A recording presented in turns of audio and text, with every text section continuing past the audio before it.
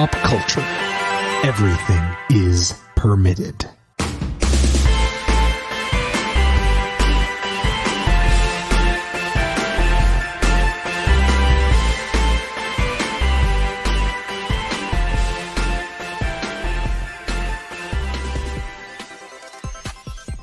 Welcome to episode 114 of Everything is Permitted here at the OG EIP Studios. I'm your captain and host, Julian Brown, alongside my co-host, the man of steel, Matt Reppert, and the master of puns, Brittany Tomes. How we doing? A little less tongue-tied than Strong Boy, but, you know. Spoilers.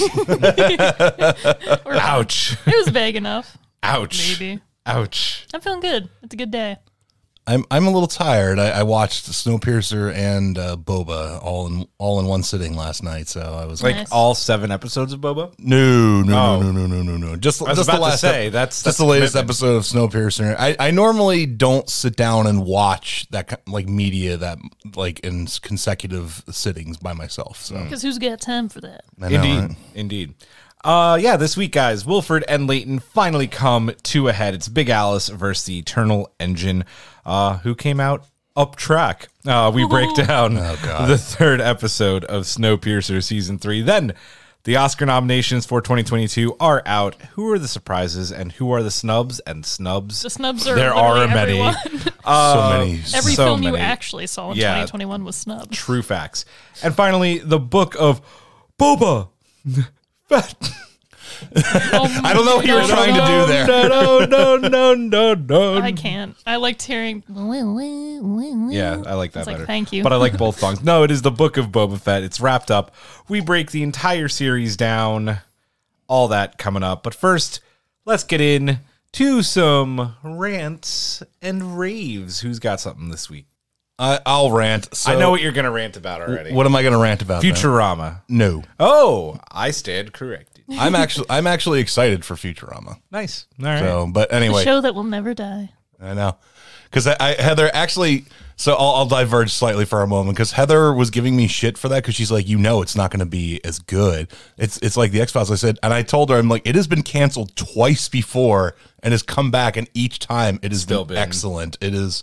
I'd argue it's almost gotten better each time it's come back. I It know. always does. I know the whole thing with John DiMaggio, which I don't believe. I don't for one second think that they're going to bring that show back without John DiMaggio voicing Bender, like one of the defining characters of it. And the fact, literally, I think the only reason is because they're negotiating. Because I think I read something that like it's something that he's trying to get like the same money that Billy West and Katie Seagal are getting. Which I Which think he is should fair. Which he should get, right? because- He's the 3rd main character. Yeah, so and considering Disney owns Hulu, they have the money to pay him. So just pay the man. Studios always have the money to pay their voice actors. Yeah. It's about respect, and they don't respect people, and that's the problem. Yep. Yeah. So, but anyway, what I will rant about is so I have been playing Dying Light 2. Ooh, okay. Yeah. Yes. So Do your rant. So I enjoy the game. That's something. Let me get that out of the way right now. But holy fuck, I can't. I don't understand how games launch with some of the bugs that they launch in this day and age, because like I was playing through Dying Light 2 the other day, and all of a sudden I noticed this sound coming out of my sound bar, and it was this bzzz, and I was like, what the fuck? And I was like, and so first, yeah, that was my exact response. I was like, oh shit, is my sound bar dying? Is it going? It's only a couple years old. So I'm like going, oh crap. So and whenever I have something that I think like could be wrong with my electronics, I start running like a bunch of tests on it to determine what it is. So I immediately stop the game, go to the Xbox menu, and then I noticed the Xbox menu sounds were just fine. Nothing was wrong with it. And I'm like, it can't be the game doing this, can it? It can be. It certainly can. Because I booted up the game, played through it for a couple minutes, it happened again. And then I realized it is the fucking game doing this. And I don't know if it's just a certain point, because it hasn't done it since. But just at some point in the game, just all sound cuts out except for this fucking tone. Like I actually had to turn my sound off for a couple minutes just to play the game because it was so grating and annoying.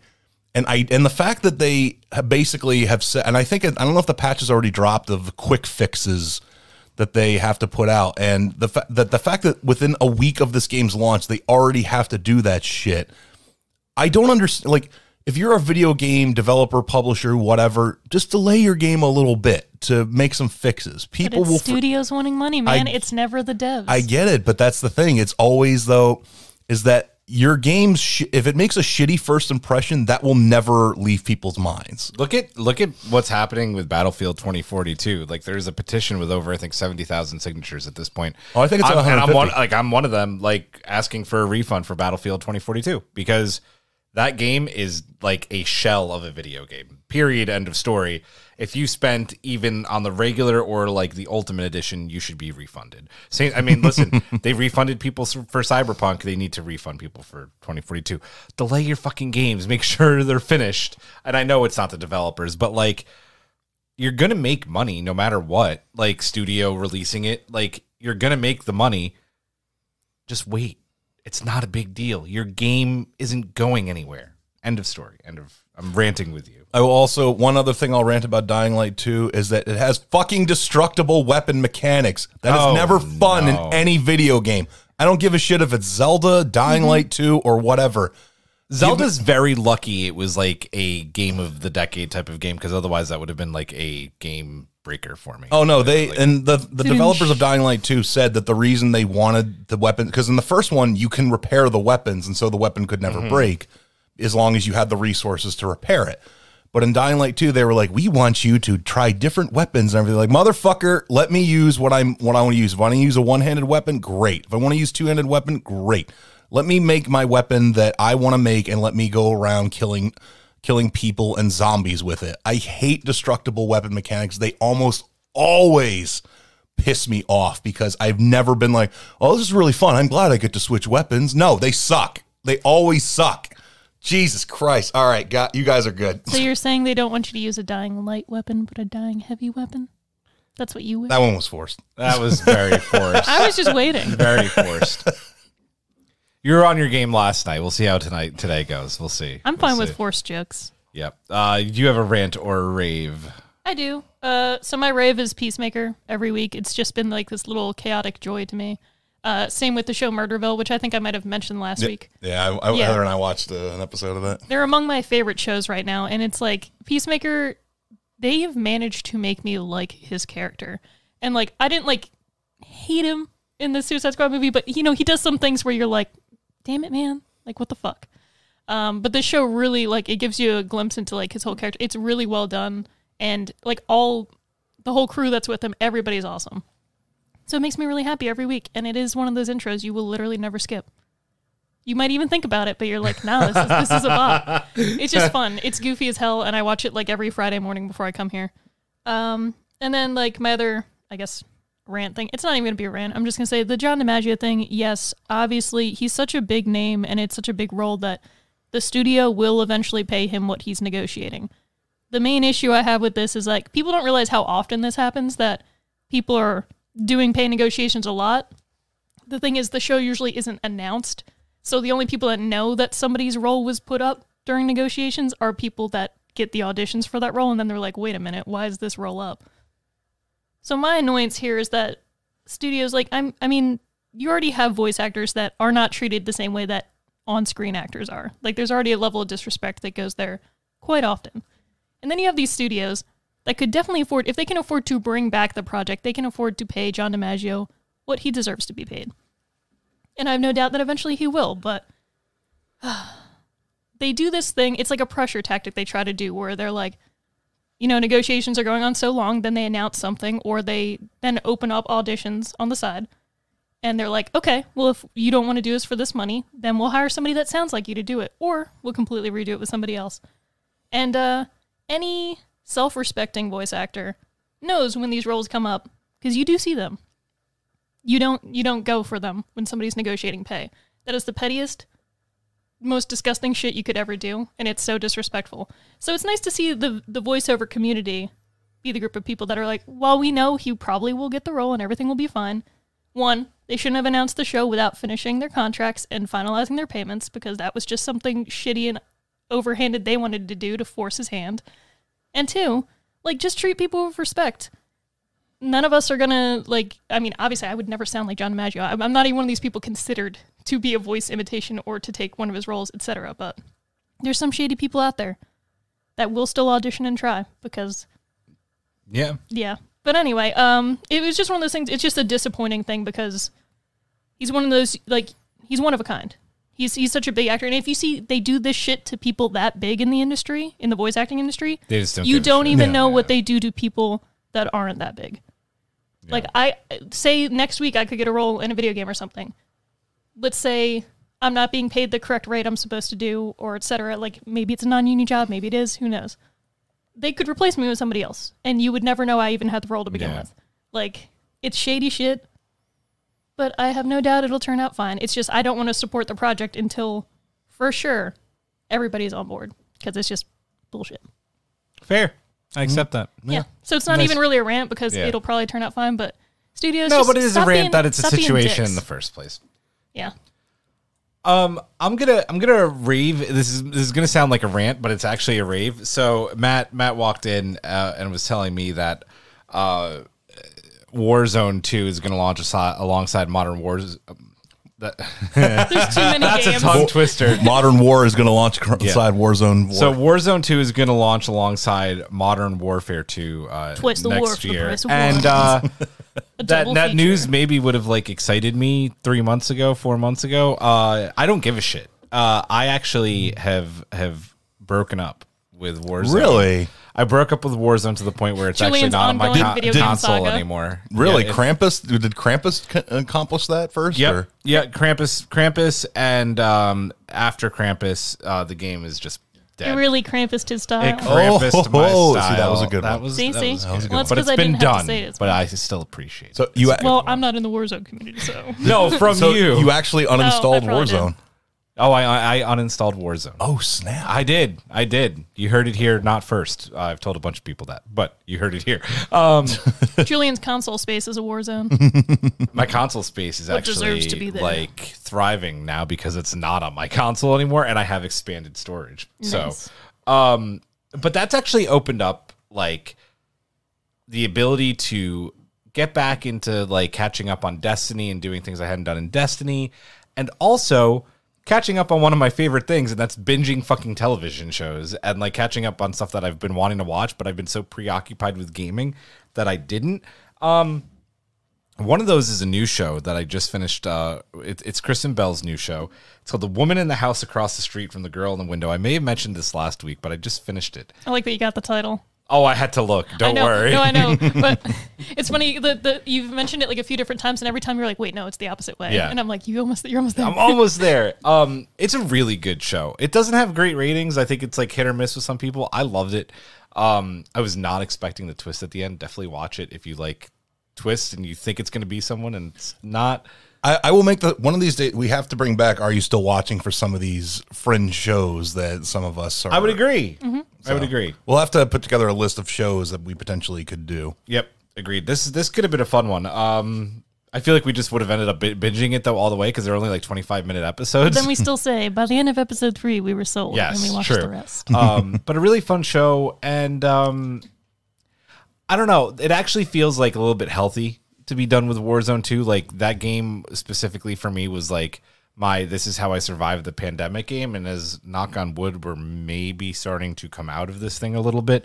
It doesn't need to like occupy a major part of my life anymore. And it gives me time to play games like Forbidden West coming out and Witch Queen, which my collector's edition shipped. Very excited. I can't wait. I can't wait for all the awesome games and movies and TV that's coming out because Warzone, I felt like I was playing all the time. So goodbye. Adieu. Until Warzone 2 comes out and you're right back in there. Unless it gets amazing reviews, I'm strictly off of it. I don't.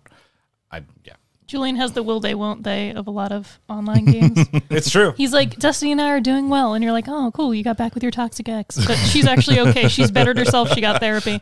And then... That's literally... She's glowed up. She doesn't need him now, though. You're like Warzone. It's like... Used to be there my for me, bae. there for me when I really needed someone. Yeah. Just to hold me at night. Oh man. Anyway, those are my rants, or I guess raves. Technically, it was a little bit of both. I don't know. Yeah. They're always both. Yeah. Yeah. Anything else? Anybody have anything before we move on? No. Then, ladies and gents, it is time for The permitted minute. ding, ding, ding. Attention, passengers. It's time for the permitted minute. Please brace.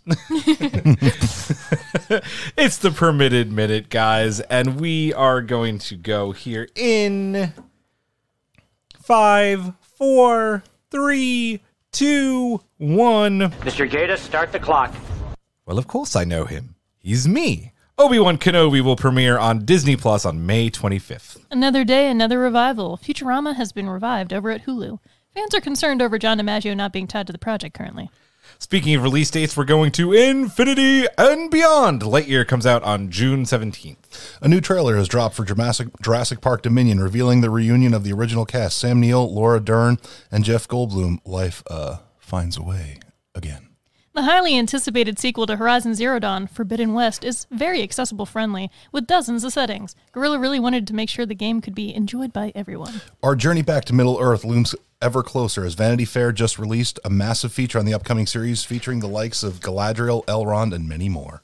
Yeah.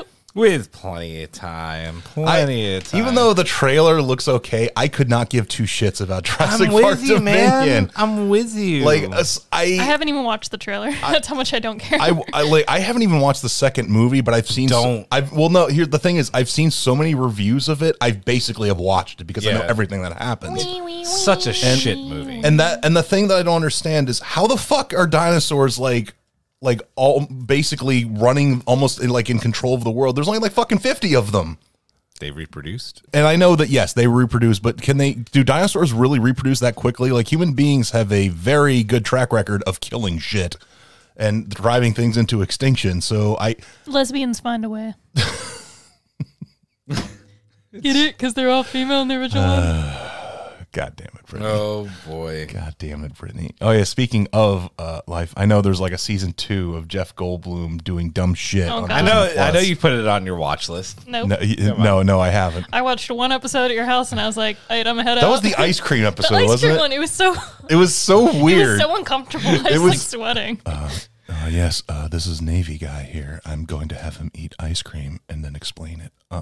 Yeah. Yep, that's exactly what that felt like. It's just like, oh God. If I closed my eyes, that was the show. Like, Jeff Goldblum doesn't seem like a bad person, but I feel like that if I was like playing video games and he'd be like, this is Matthew and he's playing video, I'd be like, okay, Jeff, I don't want to play anymore. Get out. Jeff, stop whispering in my ear. He'd just be like on my couch, like leaning over to me, like, what are you playing? And they call that a controller? What does it control exactly? Is that an Xbox, Matt, or is that a PlayStation? Oh boy. Yeah, no, don't care. Let's get in to our first review of the day. That is Snowpiercer 303, The First Blow. Brittany, your thoughts on this week's episode? I had fun this episode. I really liked that they didn't have to do the whole, we're going to like attach onto the train and try to take it on by force, like slowly through. They know they have enough support still that like the tailies showed their pride. I like that it was more like a mind game between him and Wilford because, you know, that's Wilford's whole shtick. So yeah, I like that there was that train graveyard essentially where they're just like, if we fight them down there, like we can totally have them because like we're faster, we can zoom around. Yeah, it's really cool, and I liked it. I mean, there's a lot of different moments, like, yes, me, like, everybody is ready for LJ to fucking just throw her off die. the fucking just die. I was waiting for it, but we gotta get to that. Part of me wanted Leyton to throw Wilford off the train, but Sean Bean's too good, so I don't want him to leave the show, so I was like, no, don't kill him just yet. Make him suffer, put him in the brig. But yeah, like I said in the chat, the show somehow made me ship Ruth and Pike. I'm a shipper. I'm here for them. I didn't care for Pike before, but this season, for some reason, I'm just like, why does this work? Why does this make sense? They somehow managed to turn around a very unlikable character into a very, like, almost like teddy bear, like, yeah, I can get behind this guy, and I can get behind I mean, them. Ruth can get behind him. Okay, yeah. I mean, hey. You know what I mean? Oh boy. Yeah. But they did the same with Ruth after one season. Like, they can do anything with these characters. Yep. I'd be the most surprised if they made LJ likable.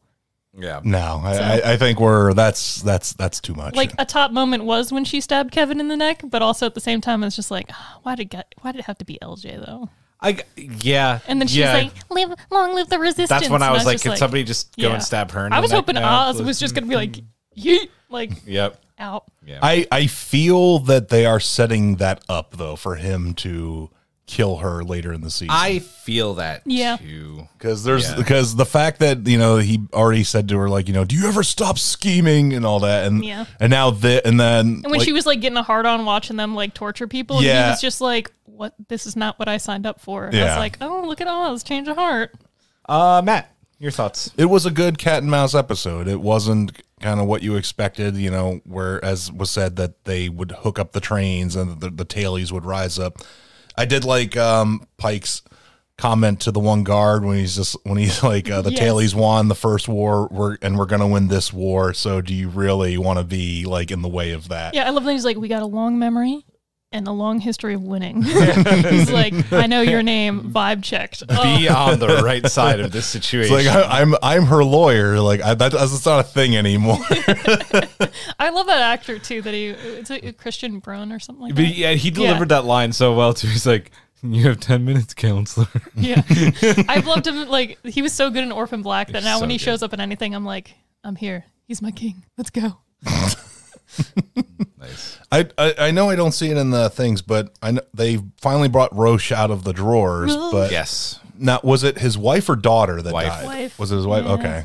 It's gonna That was be. that was rough. That was and that's Roche. It's okay. Shame. Shame. Yo, Till's actress though really sold that. Like when she opened the drawer and saw She that, did. I was like, damn girl. I think she also knows that when Roche wakes up, that's going to be a problem. Well, yeah, That's going to be a very big problem. Like he's going to go on a tear. it's gonna go to kill Wilford himself. I believe there will be a scene at some point where he tries to go and kill him. You know who got Do you have it good? the worst deal out of this episode? Poor Josie. Like, I don't know. I like her. It's hard because like I can see why things are the way they are, but at the same time, it's just like she's so loyal. I did love Wilford's reaction when he sees it, like, "Oh, did you climb on, you little hobo?" Like, "Oh, don't bring like baby on board." And Yeah, she he's like like, "You cracks the wouldn't," crash. She's and like, she's "Oh like, shit!" And like his wouldn't reaction, he's like, hesitate, "Oh fuck." Yeah. Sean Bean just continues to amaze. Yeah. I love that. I love that moment. at the first hit, he was like, "Oh fuck!" and he closed the door. Yeah. He didn't like stand there like you wouldn't. Yeah. Sorry. Anyway, your go, Julian. Okay. All right. So Thoughts? I liked the episode. I'm not loving this season as a whole so far. 3 episodes in. I feel like this was actually like just the tiniest bit underwhelming. Like and that's interesting because I didn't want a big like Tailies versus the Wilford's people fight. I didn't want that, and I'm glad we didn't get that. I just felt like it was too easy almost.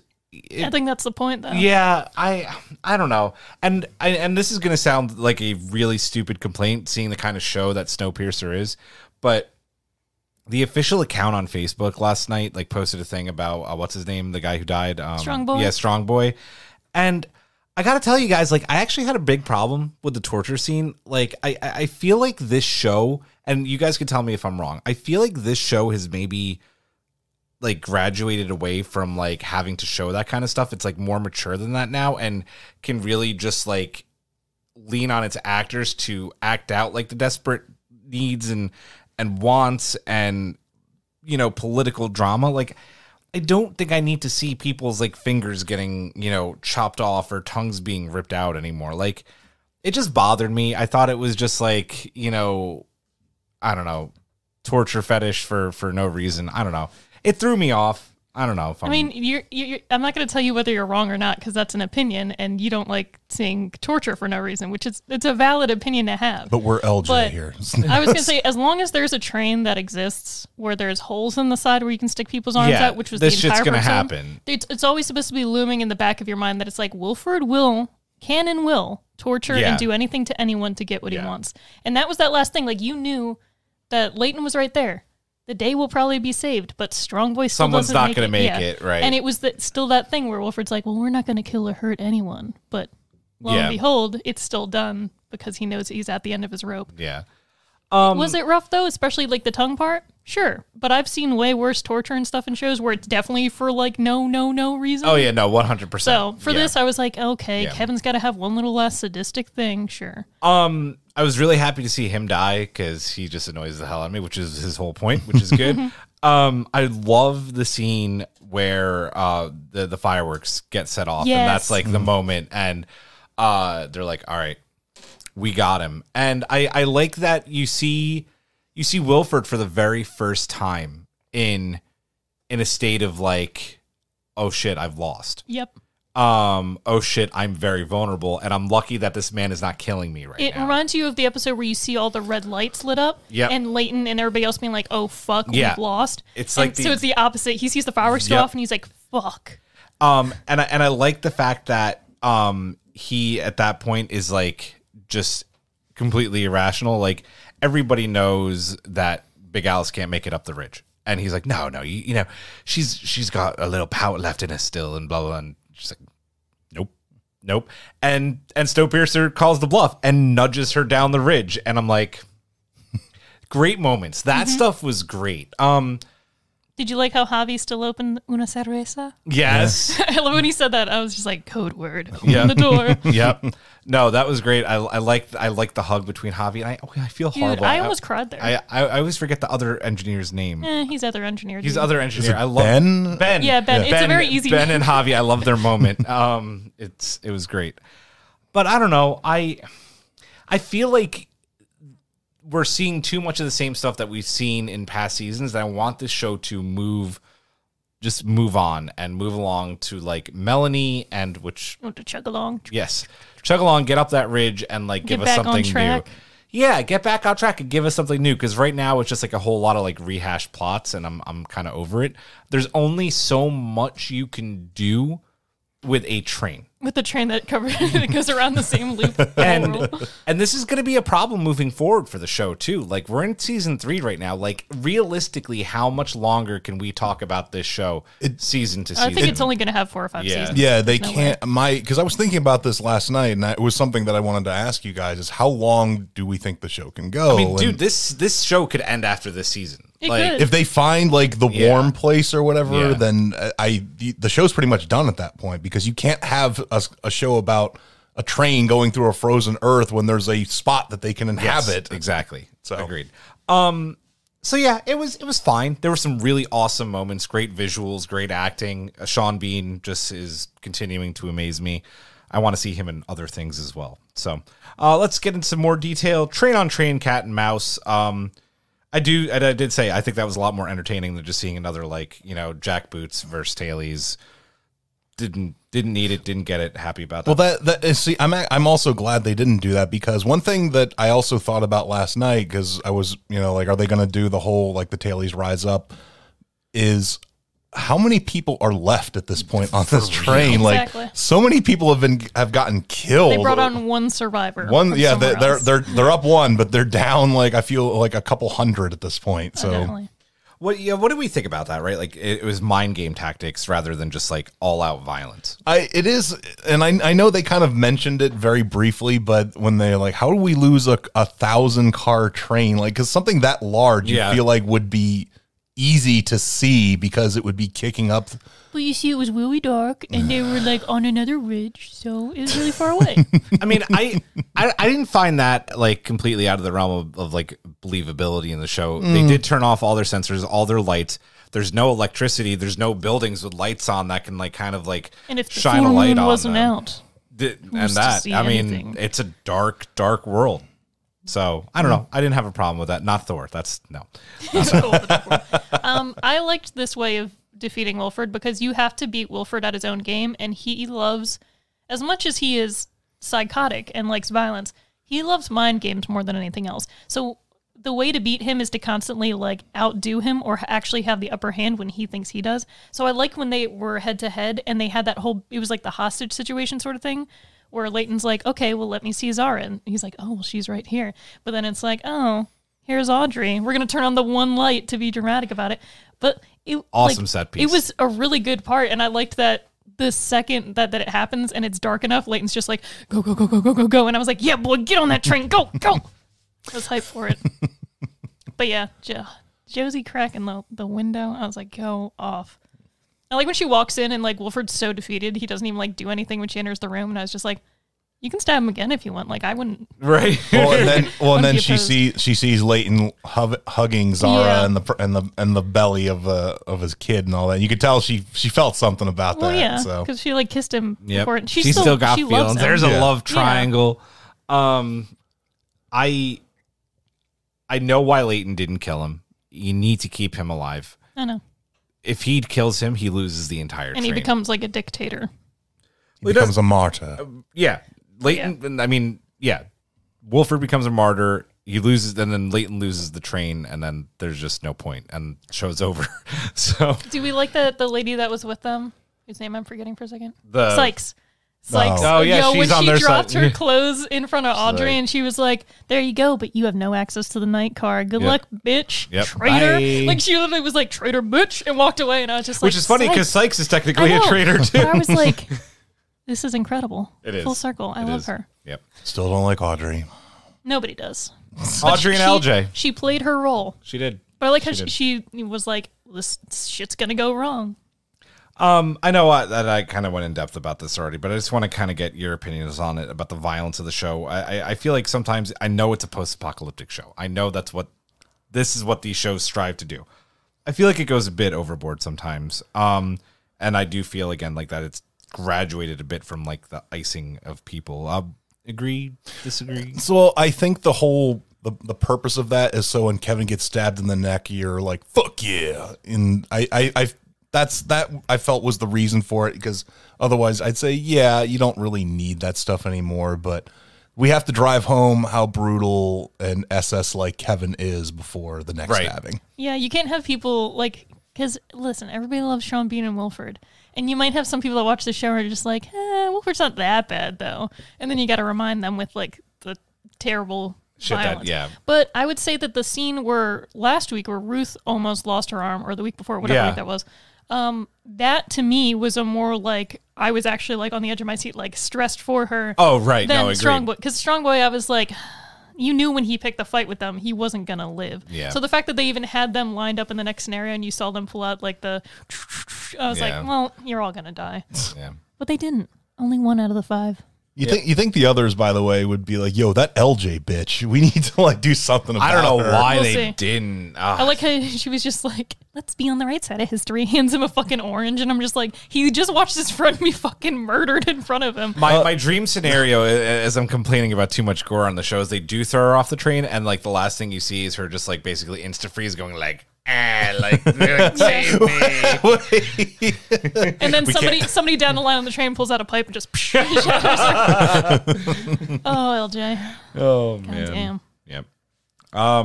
Anything else on the violence? No. It's fine. LJ, speaking of, change more sides than a fried egg.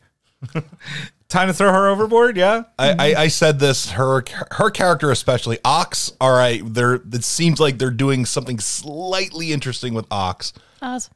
Sorry, whatever. That's They're ox on in the meat call.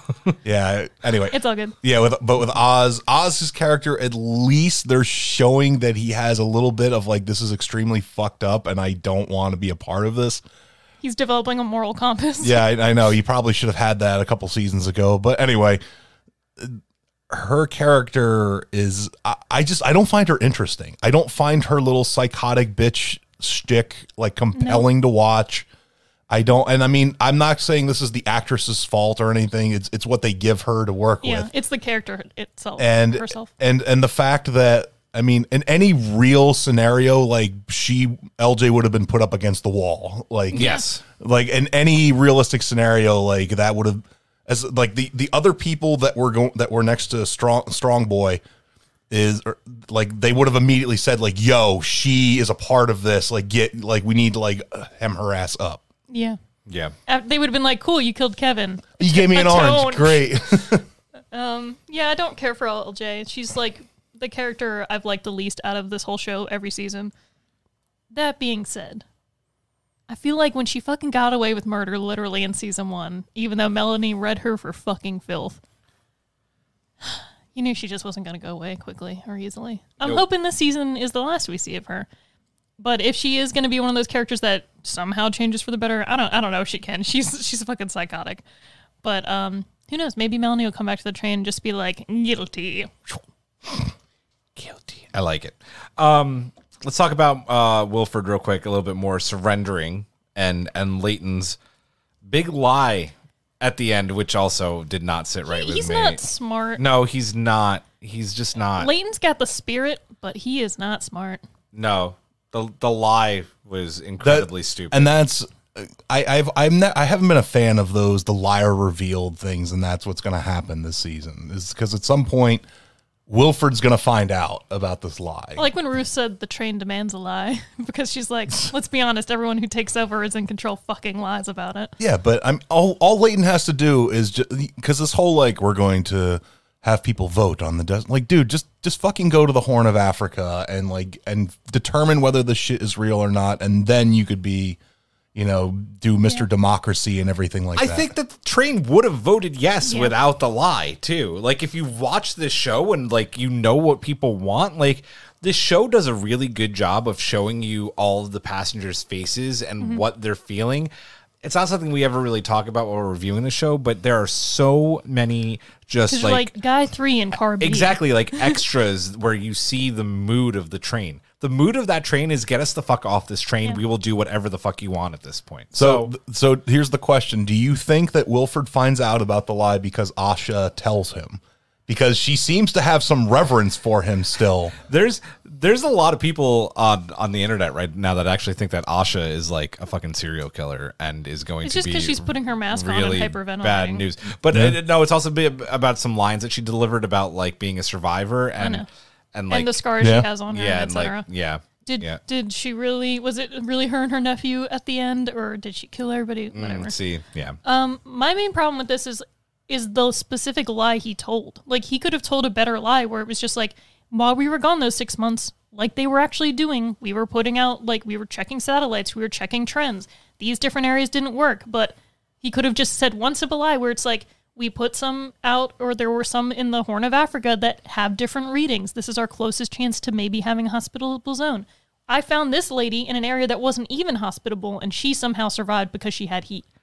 That's all you have to say. Like, the fact that he made her lie about being from this place called New Eden was just dumb, because I'm just like, if you found her in New Eden, people would be like, why did you even leave or come back? You know what I mean? Like, it's just, I don't know. He could have done a smarter lie. Cause I feel like it was bad. It was just a dumb lie. It was bad writing, and it was just a bad move on his part. I won't say it's bad writing. It's purposeful writing. It's a lie that they wrote on purpose because you're supposed to feel as a viewer like, I don't Leyton, think it's the right move for the show. Like, that's what I'm saying about like previous seasons. They've done this with Leyton already.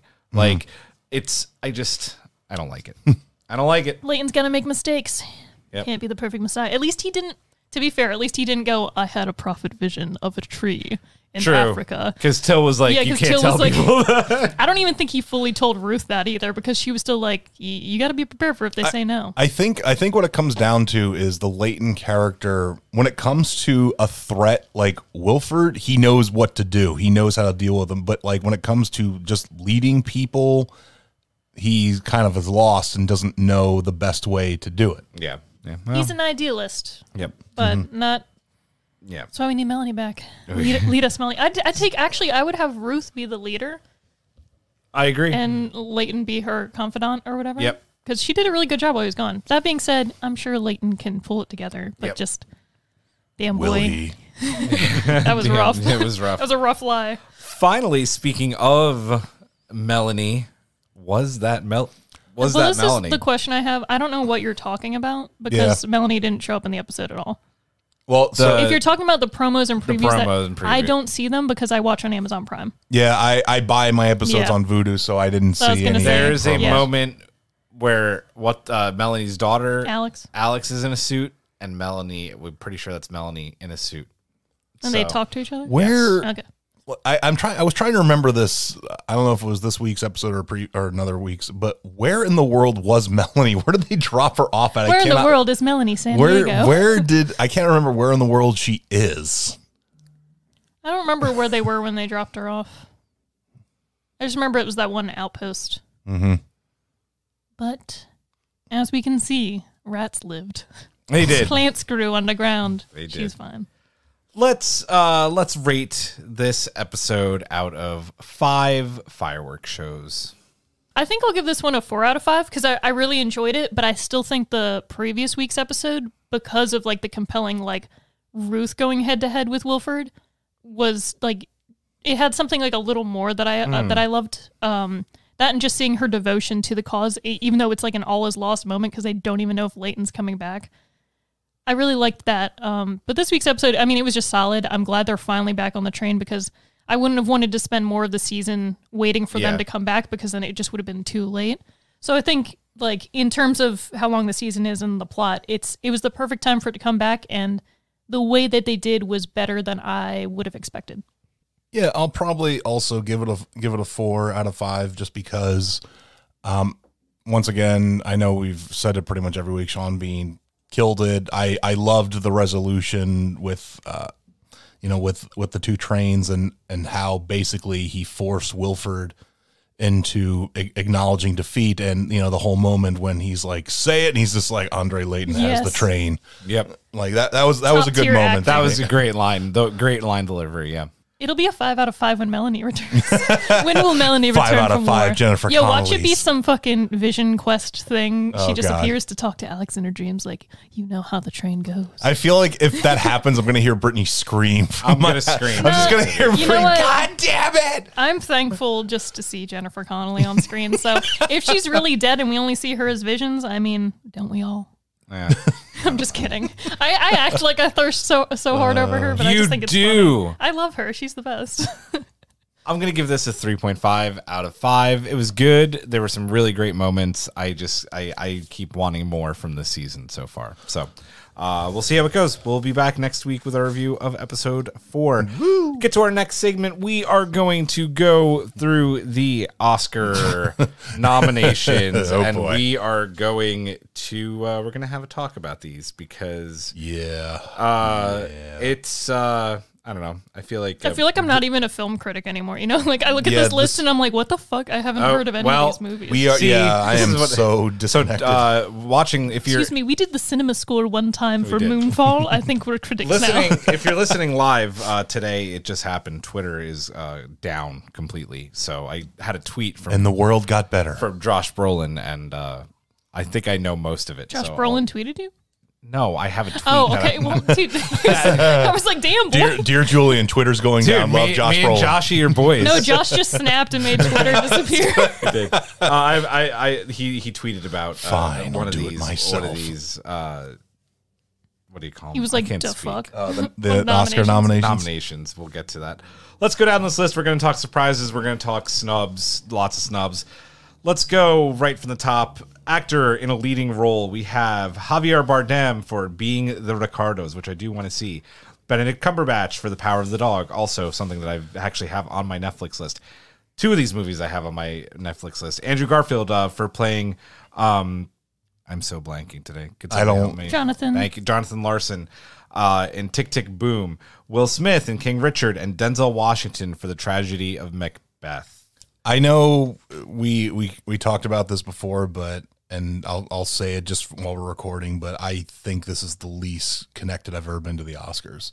Yeah. I think as Brittany said, like the animated movies, I've seen like a couple of those, and that's because Being the Ricardos, The Power of the Dog, Tick Tick. I like King Richard. I know about that movie. Yeah. Like I've seen the trailers and I've actually watched a little bit of it, but I am just completely like, yeah. Well, with this specifically, all of these movies except for maybe King Richard, I'd probably see it, but like I just don't care about. But like I wanted to see Being the Ricardos, Power of the Dog, and Tick Tick Boom specifically. Or like, we should watch that tonight, and we just keep forgetting. I will say though, it is nice Andrew Garfield on here because what a hell of a year he's had just because of he's this also a great actor. Spider-Man. He is. So it's like, No, good. he's never been a bad actor. I also liked him in Hacksaw Ridge, but Yeah. it's funny because he kind of just existed for a while, and then like Spider-Man kind of brought him back into the cultural. Yeah, it's because when you do indies, like people are like, "That's a good actor," and they'll see it, but like nobody will. Nobody cares. Yeah. Until you're in like a quote AAA movie, then they're like, "Ooh, dang!" And Great apparently, and we wanted to see this too. I think it might even still be in theaters. I really wanted to see Denzel's version of Macbeth because it was supposed to be ridiculously good. So, I don't think we're gonna guess yet who it's gonna go to. We'll just kind of go down the list. Yeah. Are we gonna play our game where we watch the Oscars? Oh yeah, that's happening. Oh yeah, that happens almost. I feel like it happens every other year, and I think we're I remember at the when other I was year. right about Parasite, and it was Yeah. so exciting. And then I watched it the next day. I hadn't Anybody seen want to read actor in a supporting role? I will attempt to pronounce every name properly for actor in a supporting role. So we got Syrian Hines for Belfast. Is it Troy Kotsur for Coda? Jesse Plemons for The Power of the Dog. J.K. Simmons, who I love, being the Ricardos, and Cody Smith-McPhee for The Power of the Dog. I just don't know anything about any of the roles that these people play in any of these movies yet, so I don't really have opinions on. Yeah, I wish I supporting had role. opinions. Apparently, being the Ricardos and The Power of the Dog. The Power of the Dog was apparently amazing. Netflix Western. I still probably gonna watch one of those this weekend. Brittany, why don't you take actress in a leading role? We have Jessica Chastain. Yes. The Eyes of Tammy Faye. Olivia Colman. I feel like every year she's up for an Oscar, Every let's be year. honest. In The Lost Daughter. Then we have Penelope Cruz in Parallel Mothers. Nicole Kidman, our voice of AMC theaters, in Being the Ricardos. And finally, Kristen Stewart in Spencer. And apparently, like, right away when people saw that movie, they were like, she might get the Oscar for this. I was about to say, that's another one I missed. I think she's going to win the Oscar. I've for seen that. one clip from that movie, and it's when she's washing her hands in the bathroom. And let me just say, if you did not know Kristen Stewart was a lesbian before seeing this film, the way she washes her hands is so gay. And it's not like, I'm not saying like in a like wrist flick way. The specific fingers that she washes, like, I just can't even. If I show it to you, because like a normal person, I'm not gonna say normal, like gay people aren't normal, obviously. I mean, I'm a little weird, but when you usually see I'm someone, glad that you said it. yeah, when you see someone in like a film washing their hands, just like some, I don't know, they're just like do, they do the thing and they go like between their fingers, they go on top, bottom, but she like goes like this. Oh boy. And I'm like, I don't even think she thought about it. I think it was a subconscious decision, but I'm just like, oh, Kristen, no. You can't let the people know. Oh man. But yeah, I mean, Princess Diana could be a little fruity. Why not? Yeah, why not? I'm here for it. Act- I'll show you guys the clip later. It's great. actress in a supporting role, we have Jessie Buckley, The Lost Daughter, Ariana DeBois for West Side Story. Is it DeBois? DeBose. It is DeBose. I tried to go French with that. Obviously not the right way. For West Side Story, Judi Dench also up like every single year, even though she was Isn't she supposed to retired? retire Like, like what 10 the years fuck? ago. Dame girl. For Belfast, Kirsten Dunst for The Power of the Dog, and Brittany, please help. Ingenue. Ingenue Ellie for King Richard. That was better, right? Yeah, it was good. It was good. I just, again, don't know. I know Matt said a lot of West Side I'm Story. gonna have to love. rush to watch all these. I'm going to. I'm or at least some of AMC will them. probably do their yeah, true. C1. I'm probably going to do that. We can if you have the time. Yeah. Yeah. Use that A list to be like, we're watching all the contenders. Let's go. Animated feature film. Matt. Yeah, we'll just keep going in a circle. So we have, we're just going to call it the Disney category. The Disney category, yep. So we have Encanto, Flea, Luca, The Mitchells versus the Machines, and Raya and the Last Dragon. Mitchells versus Machines, though. I know. They might take it. I know, They might but just. I feel Disney's influence. I know it's hard and when they have like push. 4 fucking movies up for like, or 3. And somebody I know online even said this, and I agree with it. Is like there's something kind of fucked up that like in this category, basically Disney has like 3 of the 5 entries. Mm-hmm. I mean, make more animated movies, They- people. I they don't would know have- what to say. what- All 3 of those movies. But I mean- are We're saying that amazing. I know. they're able to have 3 huge animated movies come out know. in 1 year. That's Yeah. insane. But I mean, like, so there's no other anime. You're telling me there's no other anime movies that have come out that would be worthy of That were- consideration. I've seen a lot of good stuff. Exactly. But yeah. Oscar worthy. Yeah, Yeah, always. there's I more. watch a lot of great animation. There's a lot of animated shit that happens in other countries that I know that they probably be, we don't want to include that, and because they're Well, that's a whole nother. They can of never worms. put up anime Yeah. films. Belle came out. That's getting critical acclaim everywhere. I think Spirited That's Away all is like the Spirited only Away, one that's yeah. ever won, and that's Yeah. Yep. yeah, it won best animated. It was the I think it was yeah, the you know only what's traditionally surprising? animated one that ever won. They could have put in the Demon Slayer movie that happened in the last year because that got a shit ton of money, but they never will because they look down on anime. Yeah, can you imagine the Oscars and the nominees are Demon Slayer? And you have this clip of Yeah. like some guy punching somebody in half or something. I mean, I know. Yeah. Mugen Train, let's go. I think a lot of people think Encanto is going to win. I'd like to see Raya and the Last Dragon win personally. So but- here's my hot take, by the way, that I've been thinking about for a long while. We don't talk about Bruno is not better than Let It Go. you already mentioned this. I know. I don't know if I agree. Now that I've seen the movie, what I like about that song is that they're the madrigals, and that Yes. song is a madrigal, so I get it. It's hilarious. It's brilliant. Bruno Okay, told me Lin- my It's a good fish would song. die Like, the next day. Dead. But, like, great fucking line. It's a great like ensemble song, but when I watched the movie, I liked the two older sister songs better because that's what I They're found good songs, relatable. I was yeah. like, oh fuck, the perfectionism growing up trying to be the perfect daughter thing I can relate to. The strong older sister who gets the weight of the family put on her and I solve everybody's problems, but nobody helps me.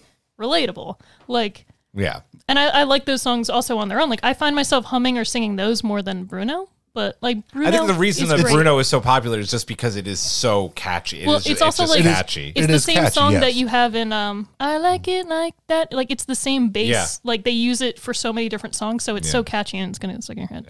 But I like the part where he's like 7/4 frame Yeah, rats yeah. because that's like the key part of the rhythm where you're like, yeah. I mean, I haven't sat down and fully watched Encanto. I've seen like nice chunks of it, but all I can think of is like her family are terrible people. Oh, yeah. like they're this dude who Well, has that's the point of the movie, Yep. though. I get it, but please stop with that storyline of the family are the real well, villains. no, that's not the point of the movie. I It's know. about generational trauma. I think and it's for hard. that I think reason, you I'm need to like, like sit down and watch yeah. the whole movie. But I'm like, this movie is brilliant for the fact that it's about like a family from Colombia who has dealt with war and all these horrible things happening to them. The grandmother had to escape, and she created this she was able to create this miracle for her family, but she becomes so protective of that she forces the people in her family that she doesn't even realize she's doing this to live up to expectations for her that are harmful. And it's about when you're basically like the child of immigrants and you feel like my parents did so much for me that now I'm in this like life debt to continue to do Yeah. things for them. Yep. So in that aspect, it's great and it's a little more original than just, there's no one big bad. But you can argue the terrible people that tried to kill them in the beginning when they were fleeing from Colombia they're are the horrible. villains. Yeah, yeah. But it's good for generation. Like Yeah. very rarely do they have a multi-generational family in a film and tackle themes of like trauma and PTSD and stuff Yep. like that. So Yep. it was neat. I'm not that I'm like on this list. I don't think it's the one I would choose for an Oscar. I loved it, but Mitchell's versus the Machines gave us a gay character. So like, Right. cool, Disney. The closest you got with that Raya was almost did. Raya and Luca. Luca almost did had too. the subtext for it Yeah. all. Gay people worked on that and were like, you know what we're doing. Yeah. Yep. Brittany, cinematography. Encanto could have made the older sister gay with the perfection issues. They got close. She got colorful. Anyway, cinematography. Indeed. Another spice, which goes straight into Dune. We've all seen those dramatic shots of the desert. The flashes of Zendaya. Then we have Nightmare Alley, which I have yet to see, but I wanted to see that. That's Guillermo del Toro's cool stuff. We have The Power of the Dog, The Tragedy of Macbeth, and West Side Story. So, still need to see these, but who knows? I don't think there's any snubs here. Like these are all worthy, I think. Sure. Yeah. Back to me. Costume design. Cruella, Cyrano, thank you. De Bergerac. Cyrano Jones. Dune, Nightmare Alley, West Side Story. If I'm going to go right off the bat here, and I know we're not going to guess on every single one, I'm giving it to Cruella. The costume design of that movie was Maybe. freaking amazing. Not just dude, Dune was It wild depends on too. if Cyrano is about Cyrano de Bergerac, then they do love their period They pieces. do so. love their period pieces. It's They're true. fantasy period pieces. All right, let's talk about Like just the nose on that man. Matt. Read controversial category number 1. Are you talking about directing here? Yeah. I guess All so. right. So for directing, we have Belfast, Drive My Car, Licorice Pizza, which The Power of the Dog, and West Side Story. Let's 2 omissions that actually have people like screaming, like very prominent actors and stuff. Denis Villeneuve for Dune. I'm so proud of you that you've worked hard over the last 2 years to get that name right. I just want to throw that out there for the audience. No, this is a sincere thing. You've actually worked on it. I have. It's incredible. Josh Brolin just came out and said that it's exasperating, it's dumb, and makes zero fucking sense. Like, who directed that movie then, and how does it have 10 nominations, and how does he not get a Best Director nom? Because they'll probably... I feel like since they are making a part 2 that...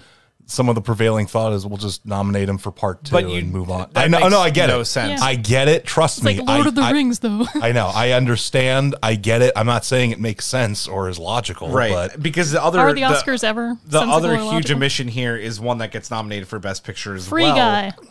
guy. Nightmare Alley. No, Guillermo del Toro getting an Oscar nom makes zero fucking sense. They're like, 'cause sometimes the movie is so good, but the director we don't care for. I director sucks. It's We're just not astounding. nominated. Like it's Yeah, it's astounding weird. decision.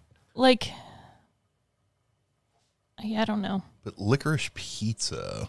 Out of don't all know. these movies, I will not see that. I will Yeah, not. I don't want to. Yeah. I wasn't really in. I saw the trailer for it. And I was just kind of like, Yeah, it looks was on like before every movie we saw Yeah. this year, and we're like, stop. I was like, nope, I have no desire. The music, the person that did the trailer did a great job. The music fits well. The editing's great in the trailer, so props to you, but I will not see your film. Nope. Documentary feature. Brit. We have Ascension. Sounds like a cool sci-fi one, but probably not. Attica, which is maybe part of Gattaca. Flee. Summer of Soul, or When the Revolution could not be televised. And Riding with Fire. Nothing about any of this. I didn't know Flea is a documentary because it's also an animated No. feature film. Is it the? Yeah, well, that happens a lot because usually it's about people fleeing a certain country. Like, it's a refugee film, but a lot of refugee films are animated. I feel It's like The Breadwinner. Yeah. I mean, Attica, I pretty much am guessing that that's about the Attica prison riot that happened then in a bloodbath. So. Probably. Film editing, Matt.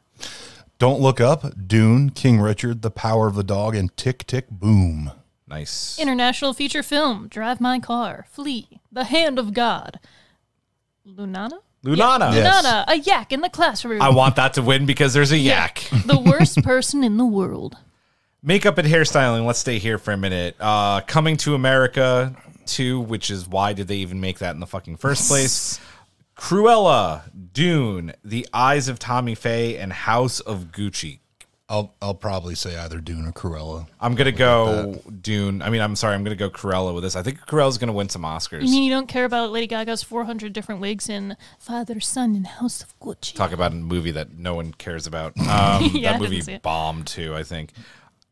Cruella for costume and makeup is maybe like I don't want to say it's a done deal, but could very much take the cake. It's the most like diverse in a way, Yeah. I guess, other than maybe Disney's gonna Actually, put That movie money is like behind my it. dark horse movie of the year. I loved Cruella. It was I- so good. would you call it an underdog film? I would. The Brittany. power of the dog was I the would. canines that pushed her mom I off a would. cliff. Oh God, that was so stupid. Hey, you know what? One of these days I'm going to sit down and watch it. Yep. Original Matt, score. Yeah, score. Original score: Don't Look Up, Dune, Encanto, Parallel Mothers, and The Power of the Dog. It's going to This be is hard. Encanto. I have a feeling it's going to be. I was going to say I think it's between Dune and Encanto because And like Zimmer already won one award for it. I forget what, or one of the early awards. the So, Golden Globe. is it? maybe, yeah. yeah, because the only problem with like some of these categories is just like you hope the critics will go a certain way, but then at the same time it's like what ended up being a film that more people saw, and then Right. that might be why they win. Yeah. Either way, I think they're both equally deserving, so I wouldn't be surprised Right. if one or the other wins. Yeah. Agreed. Now, if like Don't Look Up suddenly wins, Yep. I'll have to look up that composer. Is it Brittany? Original song. Original song, Be Alive from King Richard. Dos Oruguitas from Encanto. Which song is that? That's the two butterfly, the butterfly The one. sisters with the flower? No. When she's with the abuela. And Oh, it's yeah. like, Dos Oruguitas. Oh, yes. Great song. And it's Great song. really, like, I fucking cried. Yeah. It's traumatic That's a really good then you song. actually see the true flashback of what actually happened that day. And then you're like, oh, Yep. mi corazón. Down to Joy from Belfast. No Time to Die from No Time to Die. And Somehow You Do from 4 Good Days. It's got to be between Encanto and No Time to Die. Yeah. Bond. I feel like Bond I think songs so. win Yeah. a lot. Yeah. And No Time to Die is one of it was the a pretty dope better. one. Yeah, I really like the song. I'm gonna actually skip this for last. We'll go there last. Let's skip over to production design. It's me. Dune, Nightmare Alley, The Power of the Dog, The Tragedy of Macbeth, West Side Story. I'm feeling the Academy is gonna have a hard on for West Side Story. I could see it going to that. I could see it going to Dune. We'll see. Alrighty, and on to sound. We have Belfast, Dune, No Time to Die, The Power of the Dog, West Side Story. I think that's gonna go to Dune. I can agree with that. Yeah. Matt, visual effects. We have Dune, Free Guy, Guy! No Time to Die, Shang-Chi and the Legend of the Ten Rings, and Spider-Man No Way Home. Also think this is going to go You to see, Dune. but that's the thing. Like, I like how specific movies are brought up in this category just for like the VFX, but I would have put some of them also in some other. Oh, categories. 100%. We're going Like, to talk about that. Free Guy was my movie of the year. Like, You it just loved was. that I movie. fucking loved that movie. It was Yeah. everything I needed. Yeah. it was like the happy film people needed when like the pandemic was Yeah, raging. it was Yeah. my sweet, sweet Yeah. fantasy baby. Who read that? Is it Brittany, adapted screenplay. Adapted screenplay, we have Coda, which I do want to see. Drive My Car, Dune, The Lost Daughter, and The Power of the Dog. Nice. Original screenplay, Belfast, Don't Look Up, King Richard, Licorice Pizza, The Worst Person in the World, which leaves you, Matt, with yet the second controversial topic, Best Picture. Best Pictures. The nominees are Belfast, Coda, Don't Look Up, Drive My Car, Dune, King Richard, Licorice Pizza, Nightmare Alley, The Power of the Dog, West Side Story. A lot of movies on here that... Not a single Free Guy. Not a single Free Snubbed. Guy. I know one of the big arguments, I know that Jimmy Kimmel actually made a very public statement on his show about the fact that Spider-Man No Way Home is not on this list. Take out the fact that it's a superhero movie for a second. Look at its box office earnings. Look at just like how epic it is as far as like ratings and critic ratings. When you're talking about these kind of films, it's like above and beyond a movie like Don't Look Up, which was literally nothing special if you haven't watched it on Netflix yet. It's also interesting that like Netflix films and other streaming service films, I feel like some of them need, like, there has to be a separate category, first of all, of like streaming films, and then it's okay to put some of them up for Best Yeah, Best I would Picture. agree with that. But I think that a lot of them are getting like, it's like heavily influencing what does get nominated. I completely which is agree weird. with you. I know I've said this before, and it's not some kind of controversial statement, but Hollywood is such a terrible place in terms of like what they push, and like I will say that Spider-Man No Way Home is better than Black Panther, which did get a Best Picture nomination. And I've always said that I liked Black Panther, but I never felt like it should have gotten nominated for Best Picture, even though it was good. Yes, I know. Brittany's glaring at me. I'd take Black Panther over No Way Home any day. Ooh, no. I I'm going to love disagree that with you movie. 100%. I almost think I'd agree with Brittany on this one. I disagree with both of you. Well, I've seen Black well, here Panther we go. multiple times, and I've actually only seen No Way Home Out of once. like, Well, one of them is in theaters, and you No, own I the know, other but one. I usually go see these superhero movies like 3-4 times. I saw No Way Home once. That's also partly because it's length. That movie was fucking long. yeah, and also you don't really need to see it multiple times No. to digest it. It was pretty straightforward. Yeah. But like, I don't know if I would put No Way Home up for Best Picture. And it's not just because it's like a superhero Yeah. movie or whatever, but just because like, for me personally, like I liked it, but I don't think it's like I need it to be Best Picture. I would have put it up for more categories, of course. Like, there should have been, like, you know, Best Actor in a supporting role for, what's his face? Green Goblin. Oh, yeah. There's a lot of Willem really great... Dafoe. Willem Dafoe. I don't know why I forgot about this. He's one of the main foes. Yeah, but, like... Hold on. That was but good. like the score in the movie so well, like it should be up for like score because the soundtrack is so well. Giacchino, absolutely. Yeah, so it's just I don't know. There's an arbitrary thing. They pick stuff, and sometimes they pick stuff because they want to seem all cool and. Well, you know what, the Academy, hire some 20-year-olds, okay? I'm tired of like it's like our Congress and the Academy are like 80-year-old white dudes. It's like just let go. Let go. Is Coda Let the us have some movie fun. with Patrick Stewart?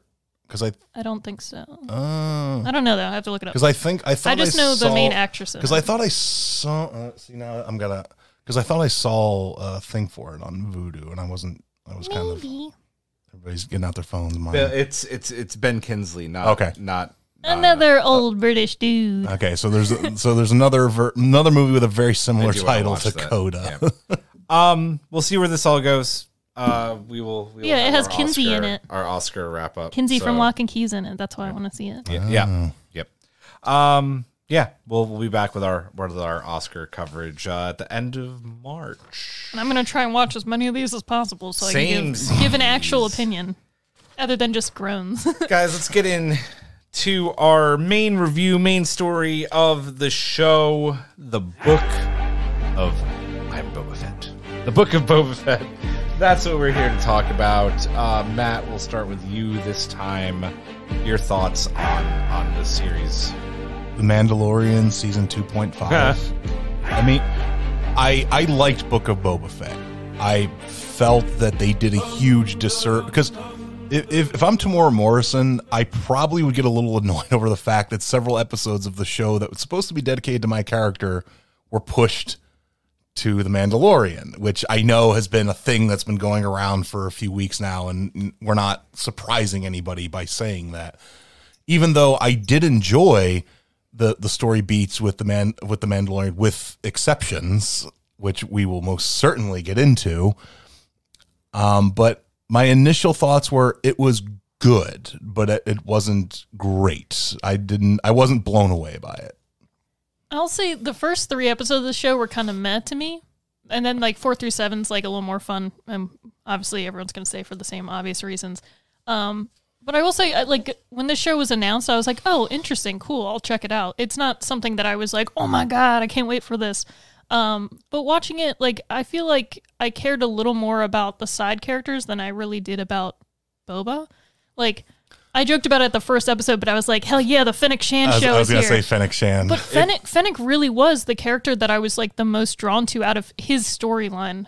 Like, I love Ming-Na Wen, I love her character, and I loved what she got to do with it. She was almost more convincing as being like a crime lord, and I know she's just like his right hand, but I found it more compelling. Not play that way. You're absolutely right. It's like, and that's fine. Like, I'm not saying that somebody who fell into a Sarlacc pit and like is arguably older and like has to do like amazing fight scenes and stuff, but there were so many moments that, especially in the first few episodes, and I know a lot of people said it, that they were just annoyed about like how he went about things. Like, I understand trying to create a different form of rulership, but like, you have a jetpack, you have these different weapons, and like, does he use them in the final fight and it's super fun and goofy, and yeah, that's great, but like, the shield people early on, you have Fennec trying to like out martial arts them, which like, obviously she's going to do anyway, but like, you couldn't use any of your interesting weapons or gadgets to get you out of that scenario. You didn't think to even rock it up. Like, you didn't, like, it kind of got hard to, I get having someone beat down to be like the underdog sort of thing, but like sometimes it was too much where I'm just like, buddy, like,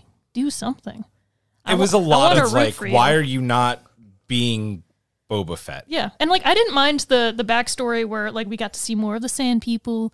Like, the Tusken Raiders are awesome. I love them. I go all the time. Like, they're cool. I like seeing their culture, but then it was one of those cases where like you have this really cool episode where you finally learn more about this culture, and then the next episode they're dead. They're burned, like, off screen, get killed. And I'm like, you're furthering the plot of this dude. Like, oh, cool, here's his trauma. But, like, that was an interesting, we actually got to see this other culture, and it pulls from actual real life cultures, mind you, and like you just kill them off.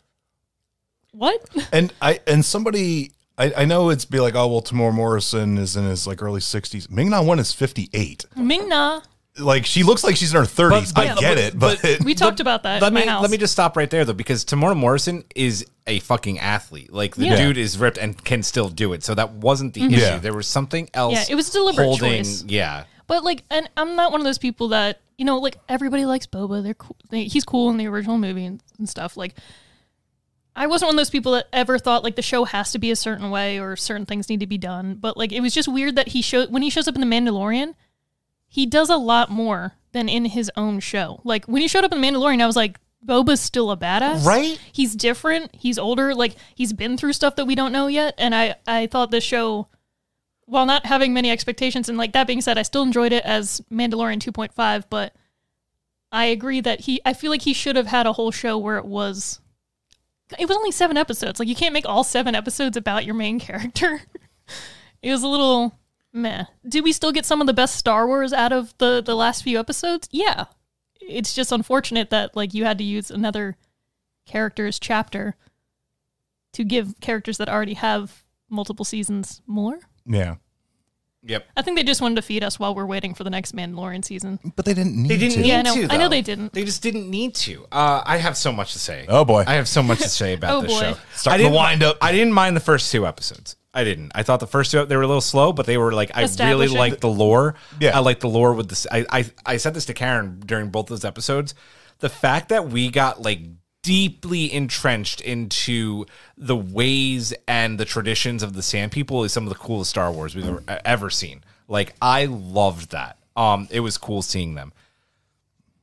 And then to see Boba at the end become part of the tribe and like respected was a great moment. And I love the fact that they did like a revised version of the New Zealand haka because that was like fucking badass. Then When I tell you that I think episode 3 of Book of Boba or chapter 3, whatever the fuck you want to call it, is one of the worst episodes of television I've ever watched. Which one was that? Was that the one with the That's bike, when they the die speeder in the bike? beginning. kids? That's when the Tuskens die. Oh, yeah. And it's the Okay. one with the speeder bike kids. Yep. They were the worst. I get watching the entire series, the setup of killing the Tuskens, but it's still fucking unnecessary and doesn't work. You build all them up and you know that Tusken Raiders are fucking ruthless, okay? To get blown away even by the fucking Pikes, I don't buy it.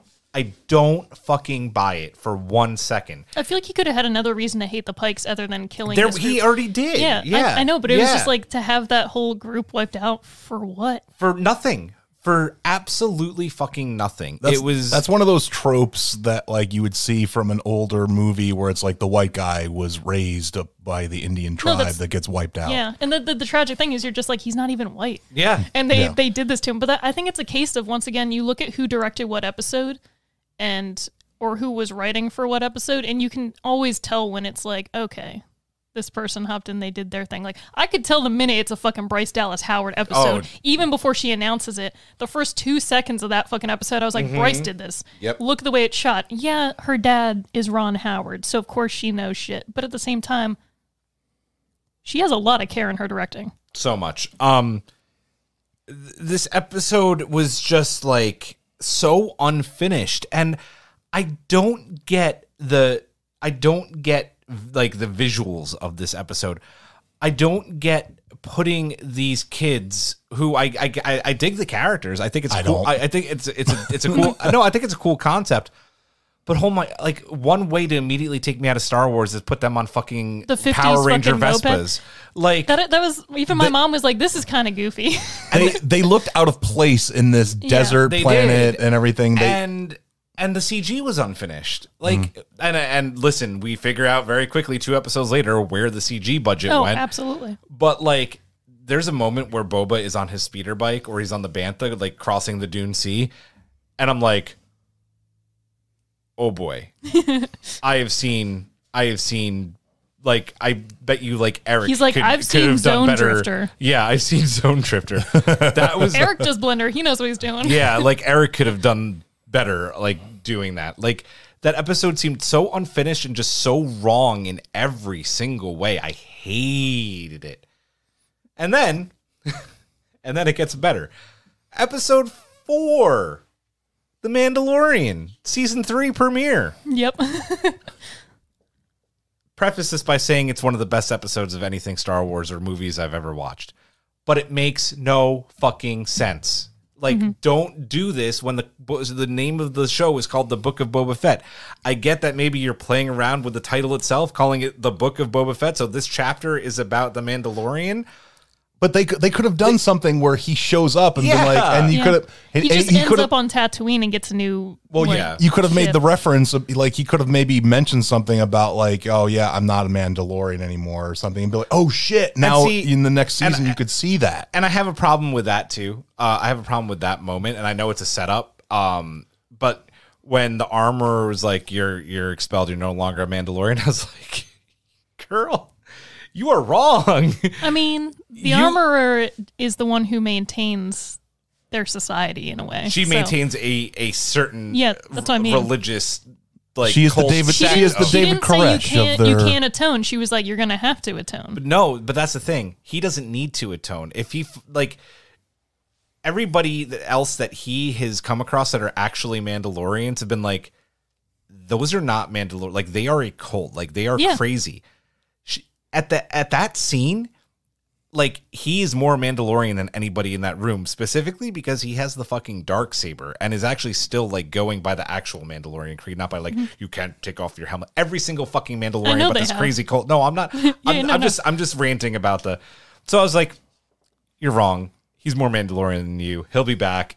Right after that, he was just like, but my weapons are my religion. And then he puts them into the fucking baggage check anyway. And I'm just like, he's growing. He's growing, right? He's growing. So he kept his jetpack, though. I was waiting for the darksaber to be missing when he opened it up when he got to, and there would be like That's some something kind of. I want to bring up in the final fight because they do not show him fucking pick up the lightsaber. And I know he does. I know that. But it's that annoying as shit too. because I'm like, don't fucking leave it on the ground and let the audience think someone else is going to grab it. And then, listen, this whole episode is so much like episode 1 porn in like the best way possible. Like the whole thing with the N1 Starfighter, I was like, I had goosebumps the entire time. And going through the Boonta Eve, I don't.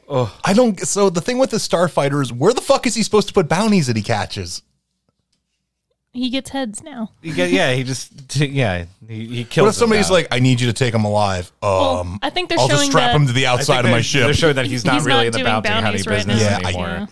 I knew when they took the droid thing out, I was like, that's where Yoda's gonna sit. Baby Yoda's gonna sit. I love the whole redoing the Boonta Eve. I was like, where's little Annie? Yeah, one thing I like that news like series, whether it's like Star Trek or Star Wars, anytime you have more that they're doing for a franchise, they like to fill in little gaps and make things better. So like we talked about how it's like fix some continuity in certain areas. Yep. But the fact that they're like, I heard you don't like the prequels. Well, now you're gonna like parts of it. And they just like make it make sense. And I'm like, this is good. And then episode 5 is probably like, you can't really like put the shows in with like your ranks of the movies, but it's one of the best pieces of Star Wars media to ever grace our screens. They brought in the guy who did a better deep fake of Luke than the one we got at the end of The Mandalorian. They hired him, and you could see that work being done. Like, that whole entire episode, I wasn't like taken aback at all. I was like, holy shit, this is Luke. The AI voice still gets me though. He's so dead. I dealt with it. It was fine. I know.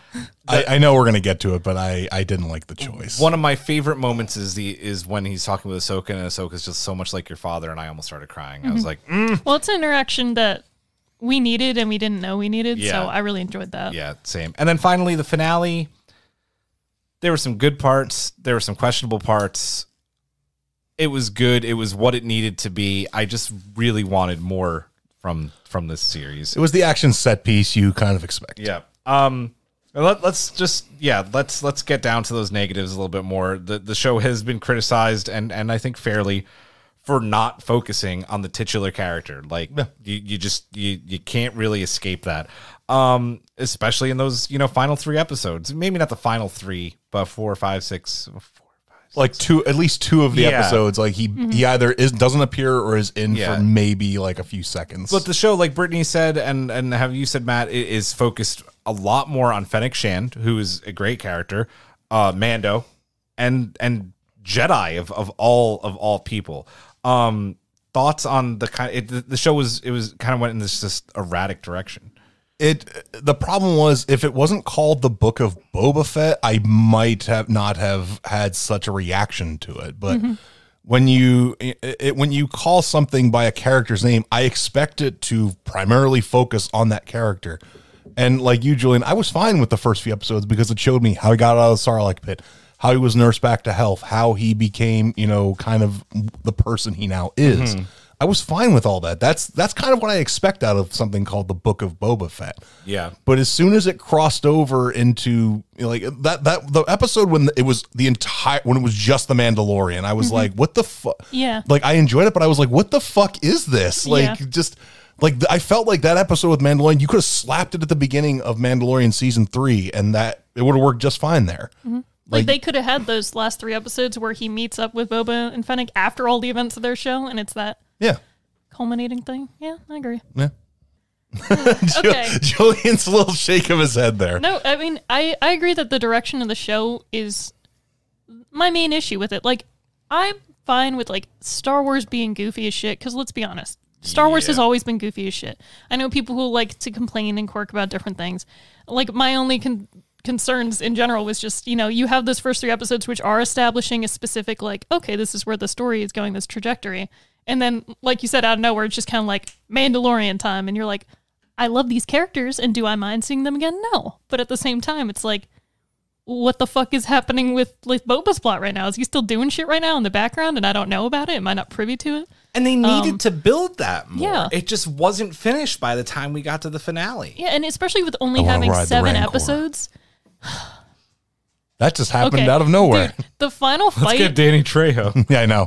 I know you guys know I talked about this because I tweeted about it and stuff. But the final fight, my brother and I, that whole last episode, my brother and I were like, do you remember when we were younger and we used to stay up all night with our various Star Wars action figures, like from, it didn't matter if it was prequels, like the original trilogy or whatever, we would have random fucking characters like meet up, we'd have different battles, and we're like, well, this is person in my army.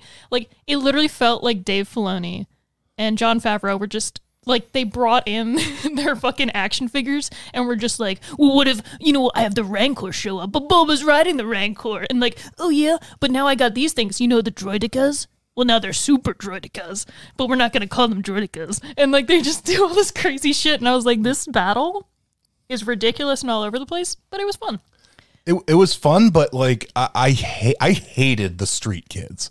I thought they looked completely out of place. And you didn't like all the unnecessary spinning? Yeah, and their little... No, even the Mandalorian does unnecessary spinning. But okay, but that spin in the finale that people are ribbing on, I'm like... No, it was just goofy. Get it was fun. the fuck they're out doing of here. they're just streetwise tough kids with hearts of gold. Like, and a couple of them died, and I was like, oh, okay. Whatever. I like when Fennec was like, manners. I like it, and I was like, I'm kidding. Stop. This is gay for me now. And also you have the Pike Syndicate, this group of like killers that have been like, drug trade and murdering people, and this group of dirt villagers show up, and we just can't stand up to that. They're just too much for us. Well, they saw Cad Bane and they're like, well, we need more reinforcements now. I didn't mind Cad Bane. He's one of those characters that actually was fine in this. Let's not talk about him quite yet. Wait. Okay. Yeah. We're gonna get there. I'm just saying it makes sense that the Pikes hired him. I would agree with that. He's a bounty hunter. Any other thoughts before we move on to the next question? Let's go. Yeah. Again, full of controversy. The last 3 episodes certainly were full of it. They are, I think, excellent pieces of television.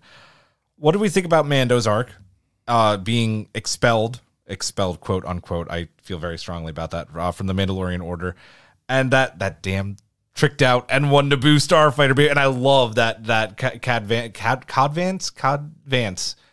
Oh, Marshall Raylan Givens. Oh yeah, was like, is that a Naboo starfighter? I was like, ooh, your Marshall. ship, Marshall. Anyway, what did we think about this? Remember when he kicked the spice in the sand? It was so dramatic. But then I was like, Dune. The spice is mixed with the sand. Spice must flow. Mando's arc, to me, it makes sense because when he first takes off his helmet in like the end of the first season, that it's a really big decision for him, and it's going to go against like his beliefs that he has. And we know that it was the right decision to make. Look, that shit doesn't matter because it's like religious cultistness, and the reason he does it is like purposeful. That being said, I knew it would eventually have to come up, especially when he's constantly going back to the armorer for things, and she is that person that is like the leader of his group, his clan. So, I mean, the fight was kind of cool. Do I hate when people can't wield things properly? But I get that it's like a magical weapon where he's got to stop trying to control it and let it control him, blah, blah, blah. That made sense, though, Like- that he carved his leg open Well, no, with I it. like that he and cut himself. The most realistic thing to happen in Star Wars I was ever. like, Yeah, thank that's you. There's no way. I mean, you saw Luke fucking look into the lightsaber in the original movie, and you're like, don't turn it on. Just through his head.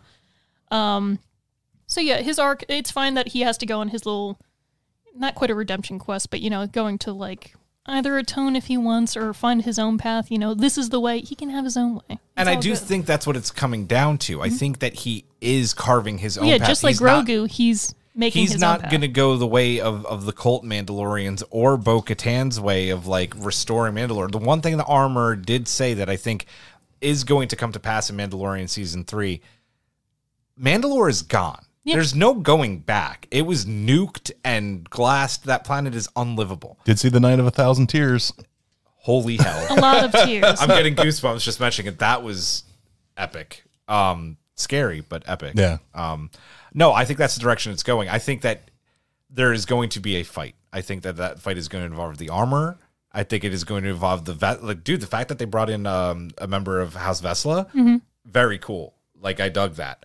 And then obviously Bo-Katan is going to be involved in that as well. So, and maybe Sabine gets involved in there at some point. We'll have to see. It could go a lot of different ways. For the tricked out N1 starfighter, listen, I love the starfighters. I loved all the Naboo ships. I thought they were so awesome in the prequels. And like, you guys know that I really liked Episode 1 growing up. Like, that was like my favorite of the trilogy at the time, because like I love Darth Maul. I just love all the ships, everything about it. So like I was one of those kids. I had those starfighters. Like, I thought they were cool shit. I still have one that hangs on our Christmas tree that I put up every year. I'm like, this is my starfighter. Sure, it's got Anakin in it, but when he first took off, like, he was hovering and then he like went up, I was like, it's working. It's working. And my brother and I was like, Claire and I said the same thing when we watched the episode in the same inflection. So yeah, I liked the nice little nods to like, you know, other Star Wars, because they're like, yeah, listen, it might not be everybody's favorite, or yeah, some shit is goofy, but like, here's a less goofy version of it, or here's like this loving nod. I liked it. I like his suit up. I knew they were gonna make it chrome too. I was like, it's gonna be chrome as shit. It's gonna be like how the Queen's like ship was like pure chrome. Did you notice in maybe the next episode or the finale that it's got like little yellow streaks that are like Yeah.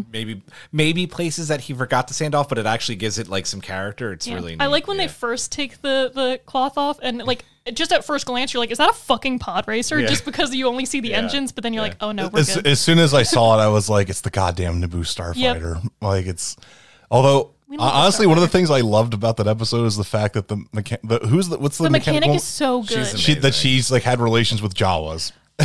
Okay. Why not? She's been all about that Jawa. I love when they hire comedians to be like comedic roles and stuff, because you can tell she fucking loves the role, and like, I want to know what's improv or what's not. And the fact that they mentioned that her character is going to be coming back in like the Obi-Wan show, but it's going to be obviously a younger version of her, I was like, you know what? I don't even fucking care. Sure. Let me see how she is when she's younger. Yeah, sure. If this is a real announcement. We're gonna get some more Tatooine because we need more Tatooine. But yeah, when she said the Jawa show, I jaded the Jawa. Dude, you once. got to be ready. We're was getting like, it's so it's an fucking funny. Obi-Wan show. The whole thing. I most of know, it's gonna but be- god damn it, No, stop! I agree. I'm so fucking tired of Tatooine. I liked when Mando went to a fucking space station for a little bit. I was like, space, oh my god. I know, see it's like- You mean when he went to Halo? Yeah. They fought on that platform like, if you fall, you die. Yeah, I don't know. It was fun. It was fun. Luke, Ahsoka, Grogu, the Jedi episode. What did we think about this? And at the end, it's gotten a lot of back and forth. Luke's very almost Sith approach to giving Grogu the choice to either stay and take up Yoda's lightsaber or leave with the Mandalorian chainmail. So let me get this straight. So Luke fucking Skywalker, who is very much aware of the legacy of the Jedi and, you know, his father and how they fell and all that stuff like that, and the fact that his father was isolated and ostracized essentially from the Jedi. This creature that will live for hundreds of years, that has already demonstrated like massive force powers, like well beyond anything that like most people have. He basically tells him like either do this or get the fuck out. Like you're telling me like if Grogu becomes evil, that's on Luke. That is 100% on Luke. And Luke did the exact same fucking thing in Empire. He left Yoda. I got to go help my friends. Yoda's like, yo, you haven't finished your training yet, bro. Oh, well, they need my help. And when Grogu makes that same decision, he's like, all right, well, go fuck yourself. Take the armor, you little bastard, and get out of here. It turned out fine for Luke. He's like, I get it. I had to leave too. Yeah, but the thing is, though, is that unless they establish that he takes Grogu back and says, hey, you know, I know why you had to do it. I just wanted to see if, you know, so on and so forth. But they established that Luke was like, I don't know if he's really into this training. I don't know if he really cares that much about it. And when he's talking to Ahsoka. Yeah, but I feel like I know I missed the end of like one of the episodes, so maybe this is where like that decision takes place. But I also feel like when Luke and Ahsoka are discussing whether or not like Grogu's heart is in it and stuff, it's not. I think they're showing that they're different from the Jedi Council in the way that like they will let somebody go and make the decisions they want to. If they want to continue to have attachments, they're not going to stop somebody from choosing that path. So I think it's showing more so that Luke is more mature in that way of understanding that sometimes the way the Jedi have been in the past is like that cut and dry thing is just as bad as the Sith. They're reflections of each other. There was no ill will from Luke. No, there wasn't. In the giving him the choice, and the fact that Luke literally sent Grogu back in his personal X-wing with R2. I'm like, okay, like I think Luke knew that this is the decision that Grogu wanted to make. He even anyway. likes the Mandalorian, and he was even like, oh, the Mandalorian was here, but there wasn't even any like malice in that. But or Luke could have come back to protect his student and help him and everything, because if Grogu dies and that. I'm surprised Luke didn't show up in the finale. It's like, oh shit, my planet's under siege. Like, let me go help out. I don't know, like seeing the temple being built and knowing what happens in like Rise of Skywalker and everything, like, and The Last Jedi, like. Hopefully, like, they're helping that sequel trilogy in some way with more that they're laying out with things, but I feel like they had to have Grogu not stay with him also because it's supposed to be the whole thing of, like, well, Kylo Ren was his first batch of students, you know, him and the other fucking acolytes or whatever, and shit goes wrong. So when you see them building it, you're like, oh, this is really cool, but sucks that the temple gets destroyed and everything goes to shit, like... It's kind of hard. But to me, it's if I'm Luke, it's very much in the back of my mind that this force-powered being is going to be out in the galaxy with no guidance. But he has Mando. That's the thing. He knows he's going to have guidance. He will long outlive Mando, though. Yeah, but... That's... Because remember, Grogu's 50. Yeah, but at that point, like, how long is Luke going to live? How long is anybody going to live? So I think he knows by the time, like... Grogu's been around. They established he's been around since... Order 66 since before then. So hopefully by the time Mando dies or somebody else dies, he's reached the point of maturity where, I don't know, maybe he starts talking. You know, he's at least seen enough of life that he'll be fine. Look at Yoda.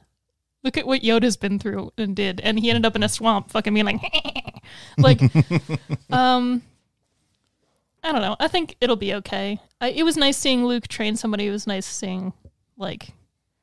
The whole thing with the frogs. Learning. It was just cute little moments, but like, yeah, I liked obviously the visual effects was better for it. I still wish that they would just like, I know that Mark Hamill's voice is different now from all the years of voicing the Joker and doing other shit. And like, it just gets, your voice is going to be different than what it was in the 80s. You know, think of how many years it's been. But I wish they would just like do mocap with him also there so they could like add his face, not just like previous recordings of his face, but like the emotion and stuff under it, because I know they had like another actor walking around, they just like put his face on. But the same with like the yes, you have the AI voice tech, you can take his old samples, but I would still rather have him act it out and then you layer on top of that to make the voice happen, so you still have the warmth and the actual emotion of his performance. Like, yes, it could be harder, but the dead AI voice is just like... I can't tell you if they did that for this episode, but I can tell you that they did exactly that in The Mandalorian, and I know it may not have come across that way. I don't know if they did it for this episode or not. They definitely didn't in this show. I don't even think they had Mark Hamill show up on... Like, because the thing is, Mark Hamill did show up on Mandalorian. Yeah, he shot... Yeah, yep. But it's like, why not just do it again? Like, and once again, it's studios cutting corners. They don't want to pay actors for, you know, it costs like a fucking $1 billion to have them on set for like 5 minutes, whatever. But it's like... Give me some warmth to my Luke, please. Like, I love the things he said. I love the lines he said, but it's like, Mark Hamill's a great actor. Just have him. Yeah. Give me his voice. I did think it was a little odd. He was still wearing like the black outfit from Return of the Jedi. Like, did he not? It has one flap. Remember? I know. That's his outfit. That's his outfit in the love him. comics. That's just his Jedi outfit. It's his for a Chanel while, boots. yeah. His fucking Gucci Chanel boots. That episode, we're like so over time, but there's so much to talk about. That's okay. This is just going to be a long episode. That episode also featured the live action debut of Cad Bane, the bounty hunter that was introduced in the Clone Wars. Let's talk about Cad Bane's appearance and also just bring that into our final thoughts on the finale of the Book of Boba Fett. I actually didn't mind Cad Bane at all. I thought he worked in as to what he was, and I actually kind of enjoyed in the last episode when Cad Bane and Boba are talking to each other, and he's like, "Oh yeah, you're old too," and he's just like, "I'm still faster than you." We all do. I thought he looked great for being like having that transition to like live action. I know he's like CG, but I thought he looked I don't straight think out was of CG. No, The face? in Book of Boba Fett. No. Like previously, like when he in everything prior to. No, Book, yeah, he was yeah. CG. But the transition to live action was like it was that's- good. okay, my bad. Yeah, sorry, my phrasing wasn't the best. But like I loved, like obviously the voice was there, the acting, like he felt like he came alive from the Clone Wars show. And let's be honest, I thought it was a better appearance than he had in the Bad Batch. The Bad Batch was just kind of like they kind of made him like a joke. Yeah. Whereas in this one, it's like, yeah, we want to see our ridiculous Clint Eastwood bounty hunter bad guy. Like he's gonna show up and be like, get off my lawn, like. That's just who he is. So I didn't mind him. I thought it made sense that the Pikes would be like, oh shit, a bounty hunter is trying to rule this part. Let's bring in a possibly badder bounty hunter. And not only a badder bounty hunter, but a bounty hunter that has history with that him. trained him. And also, basically. I like that final duel thing kind of like goes with that scene they never put into the Clone Wars where it's like how Boba got the dent in his helmet anyway, where they have like a duel and Boba thinks he kills him. Boba kills him. Yeah. But yeah, he gets that dent on his helmet, but walks away from the battle. So this time around, it was just like, he kills him finally. And I like that he stabs him through. I kind of wish he was shot still him. alive? I kind of wish he shot him instead of stabbing him, but I know that was kind of throwback to the It's the Tuskens. Tuskens. Yeah. So everybody knows Cad Bane is my least favorite. The bane of your existence. I wouldn't go that far. He's my least favorite Star Wars character of all time. That being said, You like Jar Jar over Cad Bane? Whoa. No, I'm kidding. Actually, I enjoy Jar Jar minus like some of the racial things. Sorry, Jar Jar, then Cad Bane. Palpatine Jar Jar. Oh God. That would have been epic. I think that he makes a great live action character. I think that he's more of a caricature in Clone Wars, and then I think he wasn't in Rebels, but in the Bad Batch, he was badass in live action. I actually enjoyed seeing the character. I loved his shootout with the Marshal. Though it's weird that they kept saying that he killed him because he clearly shoots him in the shoulder. Yeah, he didn't. And I'm like like, he died. you kind of missed, bud. Kind of a weird flex. I don't know. The Marshal's heart is actually in his shoulder. Yeah, right. He moved it surgically. I liked the final showdown. I wish the Rancor hadn't gotten involved, or he didn't use the Rancor in the final fight with him, did he? No, Cad Bane shoots the Rancor. Yeah, he does a uses flame, fire on it. and then he jumps off or So- falls off. I don't know. I honestly wish that scene had just been like a duel, Yeah, and like- that was it. The way it ended was fine, but that would have been better if it was just like whoever shot first A gets duel the of kill. fates. I accept They that one. they Would've been did great. well. Also, I know one thing though is that I know that they've established that the Mandalorian armor is like really strong, but it got to the point where it's like they're getting shot repeatedly, and it's like it's not doing anything. Like why am Beskar is indestructible. I worried about these characters? I was glad that they had Mando getting hit and falling over because like it kept happening to Boba so much that I'm like, Jesus Christ. And then like the next scene they're like bop, bop, bop, bop, Yeah. and then Mando was getting like tossed around. I was like, oh cool, he's looking like a rag doll too. One of the complaints that people have been saying about the finale, which again I kind of have to agree with, is why the hell did Boba, which he had 100% has the ability to do, just go on his console, bring up Slave One, and just blow everybody to bits? Because It's not Slave One. I know. we're not talking about that. It's Slave One. There's no other name for his ship. Because you knew when they brought in the Rancor earlier in the show and he was like, I want to learn to ride I want to one. ride him. Like that it was going to happen. Oh So man, it felt like that episode should have been established to him learning to ride it. when he disappeared for a while, well, that's what was happening while Mandalorian was on the Oh screen. yeah. Get with the program, Matt. I know. Jesus. Yeah, when he left for a while, and then like the fight was still going on, and even my brother was like, "Where the fuck? Like, where does Boba come back yet?" And I was like, "He's gonna have the fucking Rancor." Yep. And then he did, and I was like, "Cause why not? If you have a Rancor action figure, you're gonna throw it into your fantasy fight." You're right. Like, But also, if we're playing with our toys and you bring out a Rancor, I'm like, Yeah. ooh, Exactly. bringing in fucking Slave One. And then I'm calling my buddy Mando. I'm like, hey, peace out of here real quick. Go get that fast as hell Naboo Starfighter and blow everybody away. I like that Grogu got to do his like animal handling. And then he check. was snuggled just with the big puppy. I know, it was so cute. I was like, way to go, Jedi! Actually, acting with other Force-sensitive life and caring about animals. Let me ask you one last question, and then we're going to wrap this up. Is Grogu's return to the Mandalorian does it cheapen the finale of Mando season 2 at all? Nah, I don't know. Like, it's a little? great finale. Yeah, it is a great finale, but I feel like it does a little bit because it was. I really thought that we were never going to see Grogu again, because he took off his helmet. It was Yep. the big emotional because him take off that helmet. That's what gets him kicked out of the Yeah. Mandalorian Order. So congratulations, you It did that showed for his nothing, bro. love.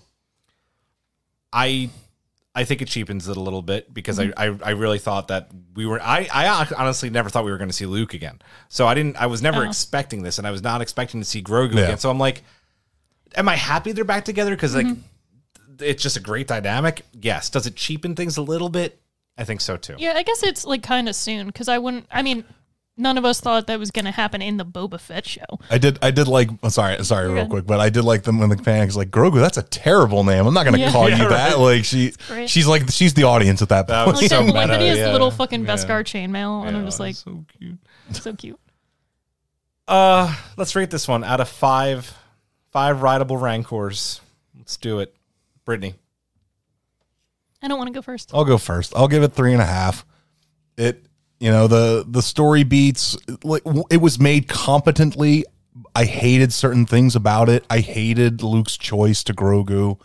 I hated the street kids, but it was still very well made. The action set piece at the end was well done, and I enjoyed it for what it was. It was good, but not like, oh my god, this is required watching. Yeah, I'm pretty much in that boat too. I think maybe I think 3.5 out of 5 again, because like when it did some really strong Star Wars stuff, it was fun.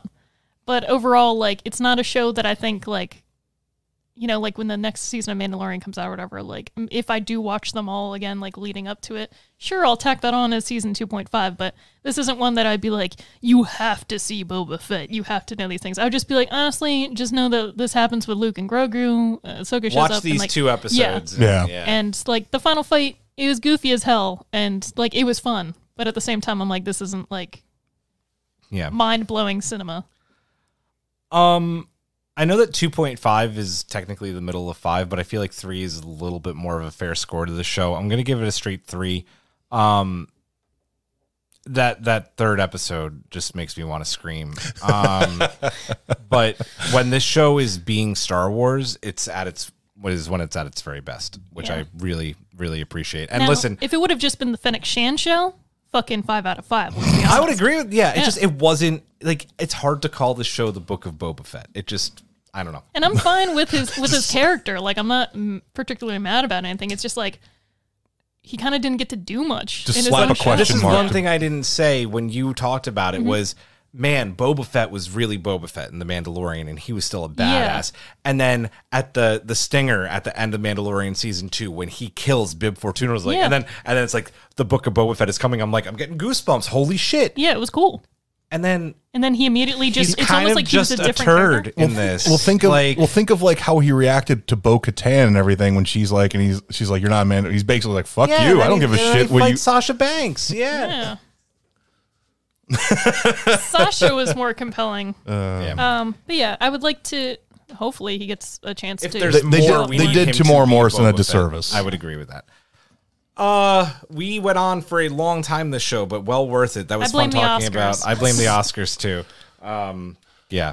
Anyway, that's going to do it for this week's episode. We will be back next week with our special guest, correct, Brittany? Yes, Mary Kenny, video game writer, awesome person. Yay, that's going to be a lot of fun. That's going to do it for Brittany. For Matt, I am Julian. Have a good night.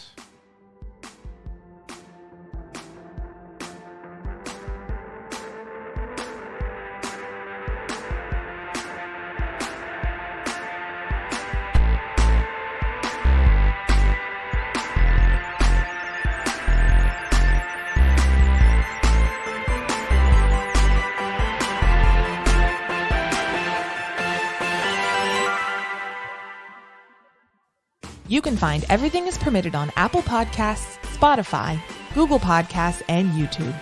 Everything is Permitted is produced by Rob Migliaccio, Nikki Veazey, and Geneva Stein-Shivers. Our executive producers are Michael Cox, Brittany Tomes and the Tomes family, and Julian Brown.